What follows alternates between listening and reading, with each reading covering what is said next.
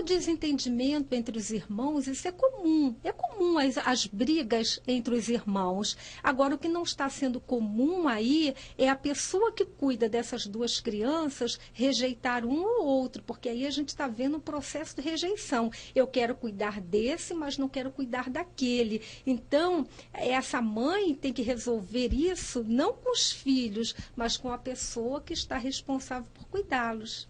É perigosa essa questão, doutora, de o risco de dar mais atenção quando se tem mais de um filho a um do que a outro e deixar que isso cresça ali na família? É muito perigoso isso, porque nós não podemos privilegiar um filho e o outro não. Nossos filhos, eles são diferentes, eles têm necessidades diferentes, uns são mais inteligentes, outros mais educados, outros mais habilidosos. Então, cada um tem lá o seu dom especial. Então, nós não podemos, uns gostam mais de estudar, outros gostam menos. Então, a gente não pode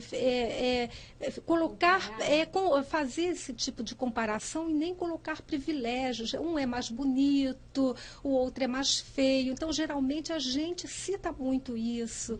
A gente cita muitas qualidades de um a gente elogia, o outro a gente não elogia. Um a gente lembra a data do nascimento, o outro a gente não lembra.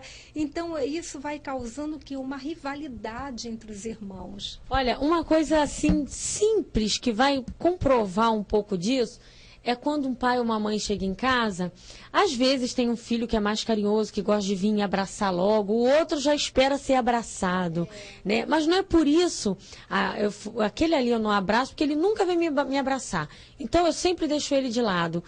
Essa questão, deu um beijinho em um filho, dá no outro também, né? Fez um elogio a um filho numa área, procura a área do outro que deve ser elogiada. Seria o correto? Correto. E os pais precisam conhecer as características de seus filhos.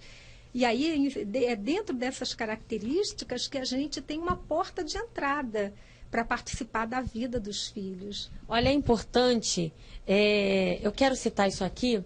A gente, como pais, precisa estar buscando informação, buscando aprender. Eu nunca tinha feito isso assim, de uma forma mais sólida.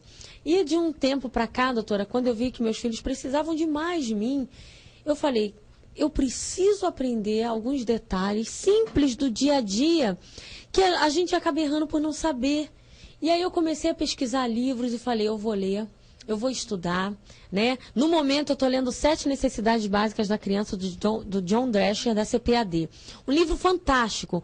E ele fala coisas tão peculiares do dia a dia, como você não tem dinheiro para suprir seu filho, mas você tem como sentar com ele no sofá e rir um pouco, né? Você fica acordado até tarde por causa do seu trabalho, fica acordado até tarde para conversar com ele. O que, para a criança... Para mim pode ser um assunto banal, mas para o meu filho é importante. Falar de como foi o jogo de futebol hoje com os amigos, né? Olha, pai, hoje eu levei minha bicicleta com meu tio, então me conta como foi seu dia, né? São coisas pequenas que faz o filho se sentir importante. E a criança precisa sentir que ela pertence a esse ninho familiar. Então, a partir do momento que os pais entram nesse envolvimento de buscar informação para poder aprender a como educar melhor esses filhos, é um caminho muito bom, muito saudável. Caminho muito saudável. A gente ouve, conversa com muita gente. Uma criança, um bom tempo atrás, de 11 anos, disse para mim assim, eu falei, meu amor, eu passava na rua, eu conheço, falei, meu amor, tá chovendo, você tá todo molhado, vai para casa, não fica na rua. A rua tá vazia e você tá se molhando, a sua mãe vai brigar com você. Ele disse para mim, tia, eu não gosto de ir para minha casa, porque meu pai não está lá, só a minha mãe. E eu não gosto de ficar com a minha mãe quando meu pai não está. Eu não tive palavras com aquela criança de 11 anos. E eu falei, ele prefere ficar sozinho na rua, tomando chuva, do que ir para casa, ficar do lado da mãe. E eu ouvi certa vez um certo pastor dizendo assim, o seu lar... Tem um pastor que trabalha na área da família, Josué Gonçalves, e ele falou, o seu lar tem que ser um ambiente terapêutico, né? Sua família tem que estar feliz em estar dentro da casa. Quer dizer, a criança, ela não pode receber o colo da rua, ela está trocando a rua pelo colo da mãe, isso é muito sério. É hora de, se eu analisar, doutora, a minha família, dá tempo, independente da idade do filho, principalmente se ele tem aí até essa faixa de 12 anos, mas sempre há tempo de lutar para resgatar esse amor do filho e mostrar para ele que eu ainda o amo? Olha, sempre há tempo, independente da idade que esse filho tenha. Nós nunca devemos abrir mão de nossos filhos, nunca devemos abrir mão de nossos filhos. Hoje nós temos assistido isso, pais estão abrindo mão de seus filhos. E eu tenho um exemplo muito bacana que eu tiro da Bíblia, que é o exemplo da Joquebebe, a mãe de Moisés, né? Ela é um exemplo de mãe formadora, ela é um exemplo de mãe inspiradora, ela é um exemplo de mãe que fez planos para educar os filhos, né? O mundo hoje está precisando de mães e pais que planejem a educação de seus filhos, que arquitetem planos para educar seus filhos. Moisés, quando nasceu, havia uma sentença de morte para ele.